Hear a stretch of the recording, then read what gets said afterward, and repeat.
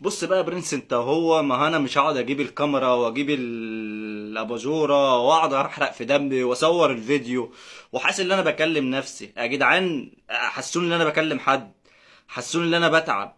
لايك، تعليق، اي حاجه من اللي انتوا شايفينها اللي انت عايز تعمله معايا اعمله معايا، شير، خلي حد من زمايلك يتابعني. انما انا ما اتعبش واقعد كل يوم اقعد القعده ديت واقول لكم الاخبار واقول لكم الدنيا وحاسس ان انا بكلم نفسي. يا جماعه كفايه عليا الصفقات الجملي بتاعت النادي الاهلي. احنا بقى الصفقات بتاعتنا جملي بمعنى كلمه جملي.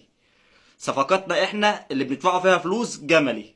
انما الصفقات اللي بناخد بيها فلوس بتنام الصبح كده تقوم تلاقي اللعيب راح الفرقه واتخدت فلوسه وبيلعب وبيجيب اجوان.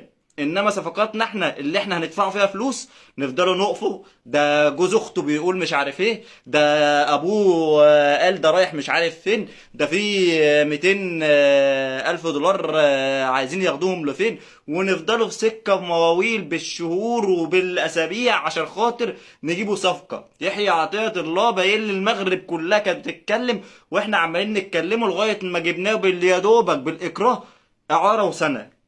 والتاني يوسف ايمن بتاع قطر اهو جبناه مش عارف، ده احنا ربنا يسهل ونشوفوه ونشوف اللبه بتاعته تبقى عامله ازاي. ونايمين، نايمين بقى عمالين بص زي ما يكون بنغلو لحمه جملي.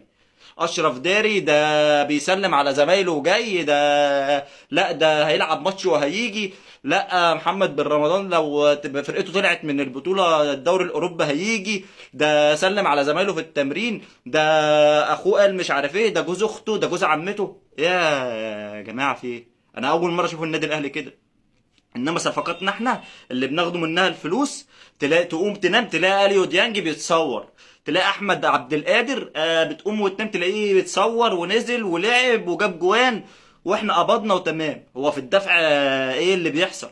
في دفع الفلوس ايه اللي بيحصل؟ ما احنا عايزين نفهم. الصفقات بتخلص على السريع. المفروض النادي الاهلي اللي هو المليارات مش عارف داخله من ايه وداخله من ايه، احنا بنشوفش الكلام ده في الصفقات.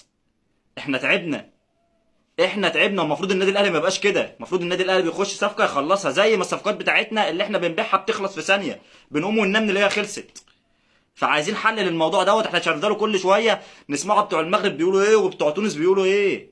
النادي الاهلي اكبر من كده يا كابتن خطيب. معلش فك الكيس شويه.